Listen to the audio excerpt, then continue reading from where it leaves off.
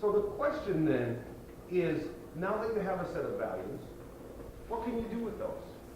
And the reason I pose that question is it's a setup really for Dan to talk about.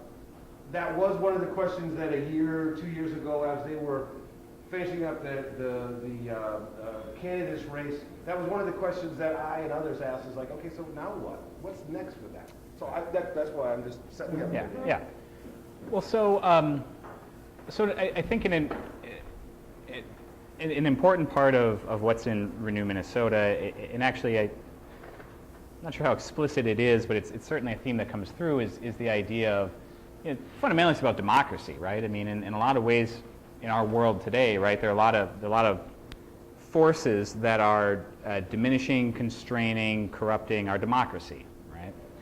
And so what is the role we have as co-creators of the sort of society we want? And I think there's a value within that about our responsibility to create the world as we want it. So that meant that we were in pursuit of not just electing someone to be governor, but building a relationship where these values would be part of the conversation and be driving a policy agenda. So fast forward to this year and the state revenue crisis. And an important point I want to make is a lot of times we can confuse messaging for the value statements we really hold. Okay, and so we've been wrestling with how do we just talk about this state budget in a way. And one of the lessons we've learned is we got to stop referring to it as a budget problem. It's not a budget problem. It's a revenue crisis. It's a revenue crisis because in a recession, that's what recessions do. Recessions restrict the amount of revenue that states can receive, right?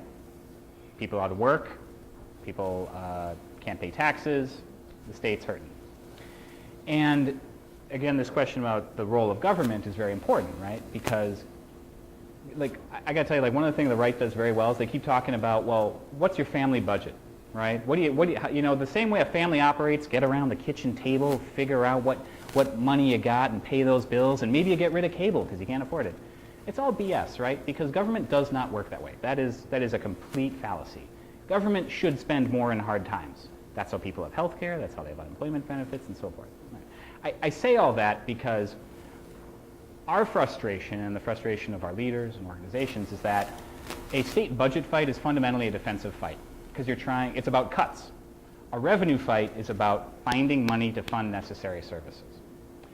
And we started a campaign a couple months ago on HMOs, and specifically talking about the roles HMOs play in healthcare, and especially providing healthcare for public programs.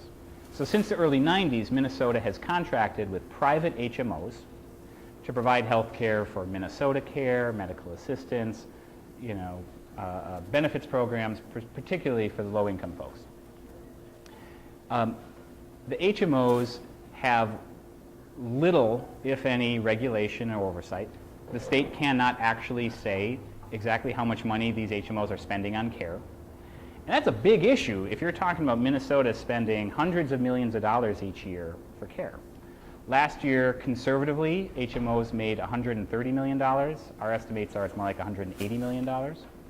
And that the HMOs in the state have in reserve over 300 times what the federal, what the HMO trade group nationally says they should have in reserves. Because remember, they're all nonprofits here in Minnesota. So they don't have a profit, they just take their profits and put it in a reserve.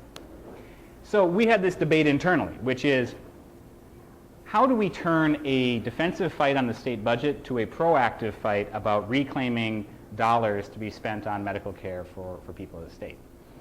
And a bunch of people much smarter than myself sort of devised this strategy of going specifically at these HMO reserves. And I don't know if any of you have seen this in the news, but as of late, this has really become quite an issue.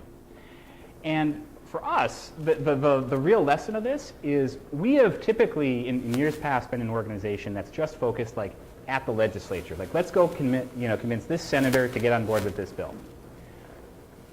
In Minnesota in 2011, the legislature is pretty much a closed arena for what we want to move. Right? There's not a lot of convincing we're going to end up being able to do.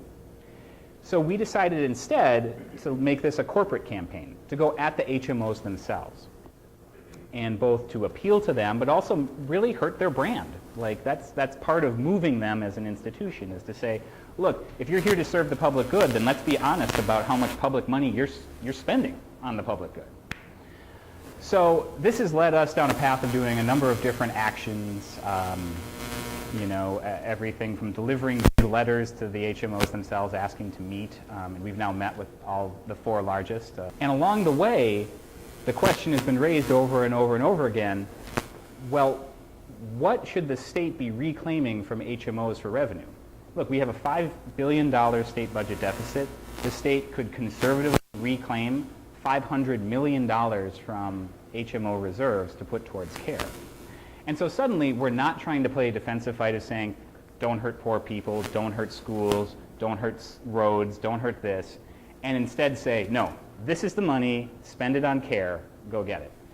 And shockingly, I got to say, it has been right-wing Republicans that have been some of our strongest allies on this. And there's a reason behind that. They've said they won't raise taxes. Now, I think that's BS. I think they should raise taxes. We should tax the hell out of a lot of people in the state. But they face a political problem. They're going to cut so many services in this state that is fine in the abstract when you're in the minority. That is a challenge and a problem when you're in the majority and responsible for governing. And being tasked with, well, then you better go find some money to lessen the cuts. It's actually in their self-interest to do it. What happens at the end of the session is a complete, we don't know. But it's been a very interesting journey to figure out how you go on the offensive as opposed to just try to mitigate the cuts and put your finger in the dam and so forth.